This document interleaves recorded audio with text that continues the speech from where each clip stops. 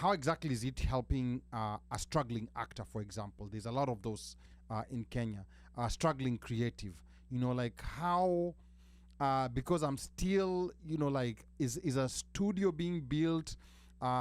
Is this studio gonna be available to anyone who wants to go make film? Like, that's something that, from my perspective, I've tried to see the different things that were being said, but Mm-hmm. it still did not.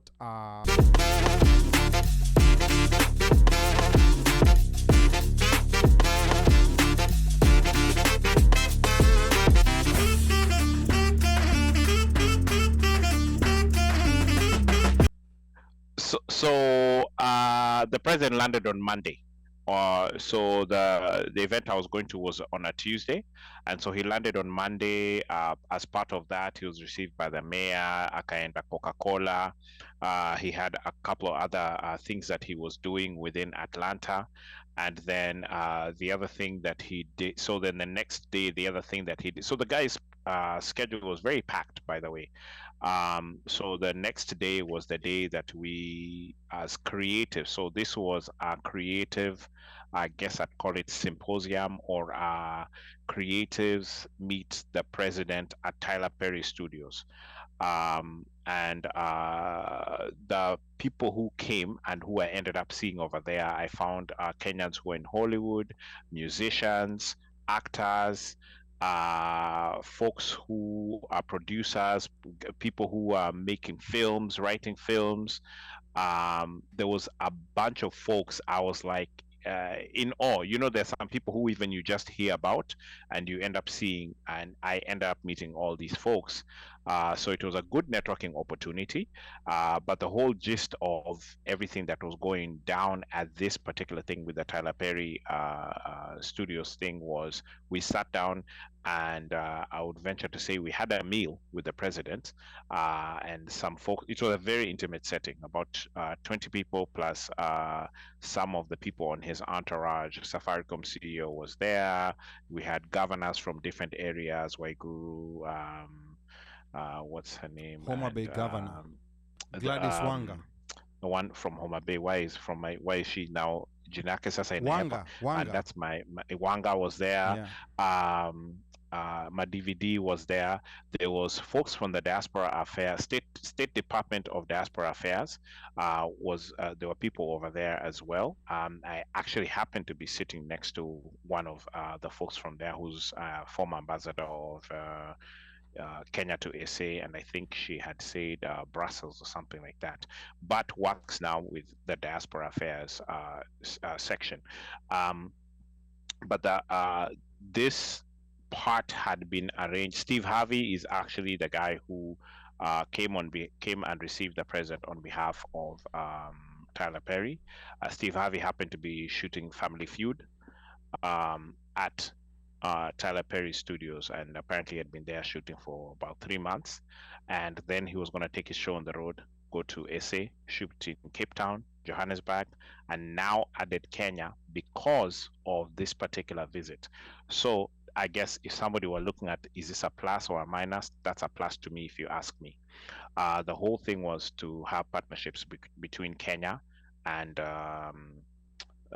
say Tyler Perry Studios to try to set up something similar in Kenya. So think of it this way: we have Nollywood, we have the SA guys also doing their thing, but in between there's nothing. So if Kenya can come up, get their act together, and make the environment user-friendly, conducive, then you would end up finding a lot more people coming to Kenya. Now, that would mean you have to set up somewhere that's state-of-the-art. You have the equipment, you have the actors, you have people who can come in as extras, so that if folks are coming to shoot and it's something that you need to have an African scene, you don't have to go and shoot it, I don't know, in the wild, or come up with what is it called, the green screen type of stuff, or AI, or whatever you want to call it. You actually can come into Kenya and shoot those scenes as well. If all the actors or the script is an African script, you could or Afrocentric script, you can actually do that in Kenya. That potentially is the direction that they wanted to head with this, and form some sort of partnership with Tyler Perry Studios. So we're probably going to hear more to come on how that is going to work out. But that was the gist of what was happening, as well as for the president to get to meet folks who are in the creative industry, have kind of like a question and answer session, or more or less like you say, hey, we have folks who are doing this. Here's where we are seeing that we're having problems, whether it's with distribution of monies via, say, the different bodies that we have in Kenya, MCSK and stuff like that. Folks, so how is that gap being bridged, so that people who are in the creative industry are being sorted, are being looked after, as well as going anywhere from how the ICT sector is getting hit to going all the way to things like AI generation, and different aspects that hit the creatives. And by creatives is pretty much, think of it as anybody who does things creatively, whether you're a sculptor, whether you're somebody who draws, whether you're somebody who's in film, you're acting, you're a DJ, you're a producer, you're a host of a show. All these folks were there, and I did meet different people. For one, friends of the show, Top Down was there, by the way, at that particular event. And it was very interesting that this was culminating on the second day that we were there, when day one, there was an expo that was going all week long in Atlanta. And this expo had it was a trade expo, so they had folks who came in from Central Bank. Now, Omosh, before we get to the Go ahead. trade expo, I think let's just Yeah. first of all stick to the Tyler Perry Studios. Because I mean, there was a lot of pictures that we saw. Correct. And we saw, like some influencers and personalities from Kenya within the movie space or the movie industry, Mhm. and in just the production space. What I'm trying to make sense of is Mhm. so they said that we're looking for partnership with Tyler Yes. Perry Studios. I'm just trying to think in terms of, from what you saw, whatever partnership this is, how exactly is it helping a struggling actor, for example? There's a lot of those in Kenya, struggling creative. How, because I'm still, is a studio being built?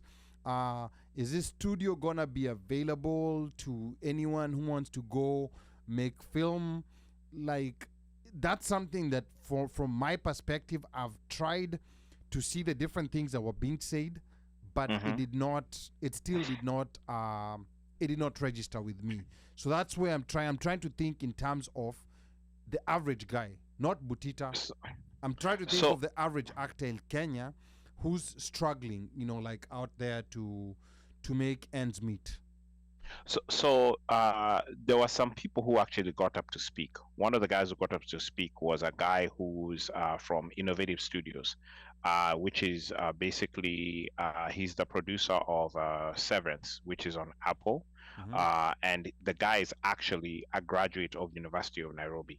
So he has things that he does both in Hollywood as well as in Nairobi. So he's one of the guys who got up to speak, and has been working closely with Office of the President, in hand in try to set up something where, say, like you said, that struggling actor, ama tuseme wale watu waenda pale National Theatre kufanya maset books, Yeah. you would have an ability to act in movies, to be seen, to have a space where your creativity can be unleashed, as well as for you to get paid. And so this particular partnership, the way I saw it, would be that it would open up that space and make it wide. Because think of it this way: the second largest studio, other than Hollywood, in America right now is Tyler Perry. Okay. So people may not want to acknowledge that, but he has the second largest studio outside of Hollywood.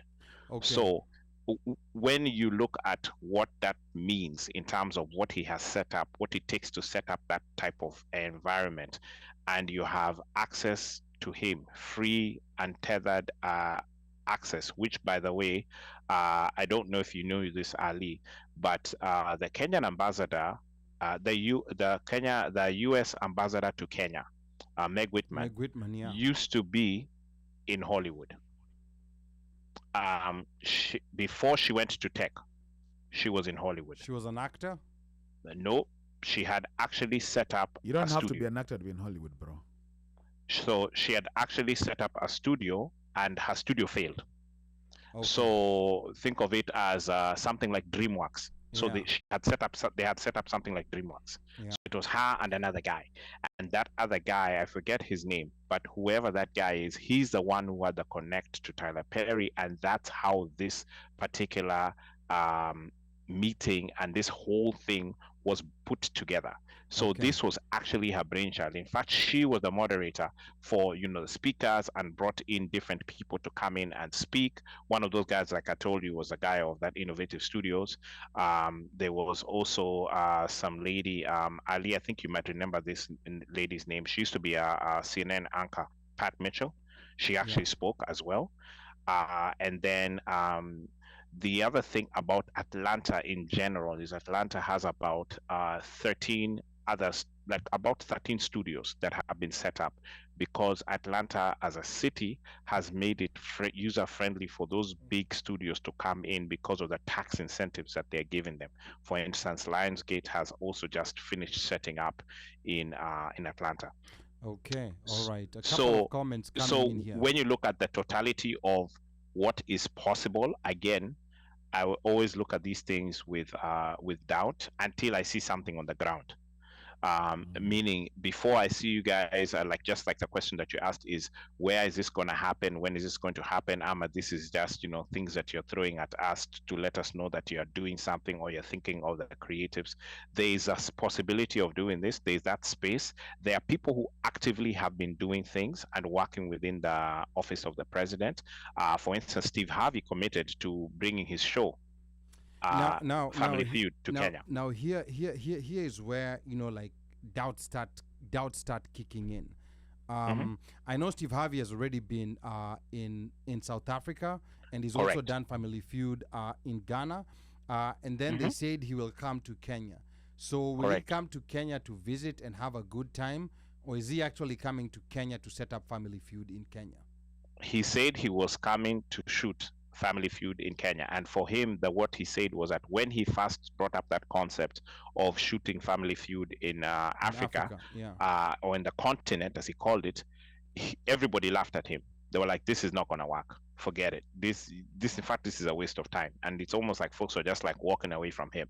And he proved that it's possible for that to occur. So he's actually going to do that. He's going to do it in, like you said, he's going to do the same. He'll come in and he wants to shoot Family Feud there. Now, between now and the time that things are supposed to happen, which I think he said around September, they will see what they put into place and what is going to be required. And I'm sure he's going to have, probably those minimum requirements, have this, have that, blah, blah, blah. And of course, kama kuna equipment and all sorts of those things are already there on the ground. You don't have to ship all those things with you.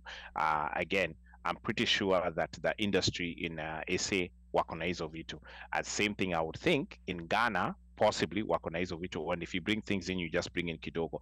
And even maybe if you have to bring things into Kenya, maybe zinaletwa Kenya and with the agreement that pengine watu wa Kenya wanazibai. I don't know. I'm just assuming. Okay. But he has committed to coming to Kenya. So not only would he come in, like you said, as mtu anakuja holiday, but anakuja shoot Family Feud. That was the goal. So to me, I think that's a win and a plus, if you ask me. And if a guy like Steve Harvey can come into Kenya and do things like that, it probably would open up for other folks who are also in film, who are in music, and other creative areas to come in, because Kenya now is quote unquote user friendly and or open for business, and you're not getting black taxed out of coming into Kenya. You're not getting taxed. Go ahead. You're not getting taxed to come into Kenya? I was calling it black taxed. Okay. That's what I was calling it. Basically, if somebody is going to say, okay, nipe kitu kidogo, before we allow you to come in, you'll be like, why am I going to do that? And I can go to Zimbabwe, you know? So it's really, at the end of the day, the environment needs to be friendly and open for business before somebody's gonna come in and bring in, you know, a multi-million dollar project that is gonna hinge on you giving kitu kidogo to some funny chap. I don't know if that's making sense, but bottom line of it is the environment, starting from the top, is saying we are ready and we are open. Come. Okay. That's what they're saying. All right. Steven JJ hapa anasema Omosh alipanda Boeing ya Ruto. Omosh, please don't lie about his ATL. And then Udi anasema, how come ATL Kenyans were not invited? And then Udi to what? Lisa, to the creatives. I don't know. What is he talking about? Maybe Udi tell us, you know. Like, Udi to tell us. But I want to answer Udi. I think maybe Udi means, and I'm not sure if he's talking about the Tyler Perry studio, because unless Udi can tell me, Udi is not a creative. But let me move past that. But going back to invitation and or communication from the diaspora, the State Department of Diaspora Affairs, my opinion is that they have the worst communication ever. So if you're not in a chama, you're not in a church group, or you're not registered with the Kenya Embassy, or you don't follow them on Twitter, you're not going to know what's going on. And unless somebody can come out and tell me something different, those are the 4 different ways that you'll find out what's going on with the State Department of Diaspora Affairs. And to me, they need to do a better job of reaching their constituents, who is us in the diaspora. And by the way, did you guys know that there's actually a diaspora rep in the state of Georgia? Huh? Well, he doesn't represent. He represents people in Georgia. He or she? No. He represents people in Georgia. The guy, apparently, this guy is based in Georgia, Niwa Diaspora Affairs Nini, and paid by ministry. Again, this is information that was coming to me, and I'm like, huh? Well, what? Well, who? I can tell you how? for sure. Where? What's his name? Does he have a name? Okay. I think it's called Donga or something like that. DJ Donga. But anyway. No, CEO Donga wetu ni Donga mgine. But all I'm trying to say is that these things that are happening, even as we speak right now, the State Department of Diaspora Affairs is in country doing things. Ali, do you know where they are? Someone told me they're in Nebraska. That's someone told me Nebraska or Idaho, one of those states. But yeah. But again, you know, like so we don't know who the diaspora representative is. Let's start there. And whoever it is, they better show themselves. I think they represent the people of Georgia, Kinaudi, because yes, we don't know who he is or she.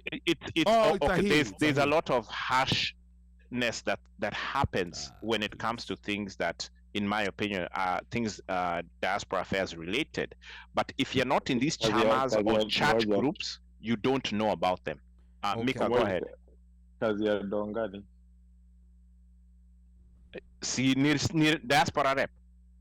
Okay. So based out of is supposed to be a diaspora rep based out of Atlanta, which means my assumption is, again, he's a representative of the diaspora, quote unquote, appointed by Uko is from Uko office yao. So yeye kazi yake ni kufanya vitu on behalf of hawa say. But you and I, we don't even know how to get to this particular person. Is he a diasporan? Is he a diasporan, or was he sent from Nairobi? No. He's not a diasporan. As far as I understand, he's not a diaspora. Okay. So again, to me, I would venture to say that they are, as is, if somebody is giving marks out of a scale of 1 to 10, me, I would give them a 2.5. Because their communication is the worst. A 2.5 out of 10 is very generous. No, and the only reason I'm giving them a 2.5 is because if you go to their Twitter feed, you might see something about a session that's coming tomorrow. If you go now. Okay.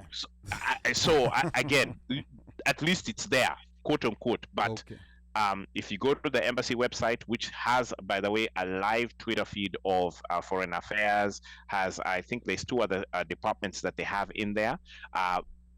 The state diaspora does not have a live feed. Okay, all right. On Okay, the embassy page. Let me read a few comments here. And these are some older comments. Udi alikuwa anauliza Omosh, what envelope did Ruto give you? Udi leo. And then Washeke anasema, were there any Kenyan producers at the studios? I think Omosh, you said there were only 20 people at the studio. We were 20 people, but there were Kenyan producers over there. Okay. Ali Shiro was there. She's a producer. There were other people, and also that was an opportunity for folks who are in the industry who, let's say for instance, Ali, you've done a film, okay? Now you're at the point where you want to distribute this film. If you don't have a network or know how to go about doing the distribution, sometimes it can take you about a year for this movie of yours to be launched. Now, just by going and talking to some of these people, you found out, ujama akona distribution, you exchange your information there, and maybe within 3 to 6 months, your movie is being distributed, and you're not distributing it when it's what would I say, cold, so to speak. And then Udi was saying, no, let me see. Esther says Kenya should be like North Carolina, where many films are shot because of the terrain and landscape. And then Patrick anasema Azimio mouthpiece in USA abruptly praising while glorifying Kenya Kwanza Ruto. Ni kweli human beings are interesting. I don't know where that comment is coming from. Patrick's maybe elaborate. Wow. Fafanua, who's the Azimio mouthpiece? Supposedly must be me. Fafanua your statement. And maybe my name betrays me. Yeah, your name definitely betrays you. And then Esther Mulusa says Hollywood studios on Hollywood Street are as old as Odeon Cinema in Nairobi. And Odeon, I think, at some point became a church. It's no longer a cinema. And even Shan Cinema is the one that became a church. Even Nairobi Cinema became a church. Allah. Yes, Nairobi Cinema became a church.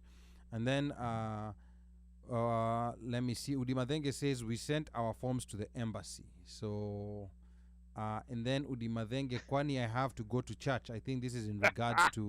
Yes. Udi, you have to belong to a chama, a church group, or send or to register to with get the embassy. information. That's the only way you're gonna be contacted. Okay. Last if you forget it.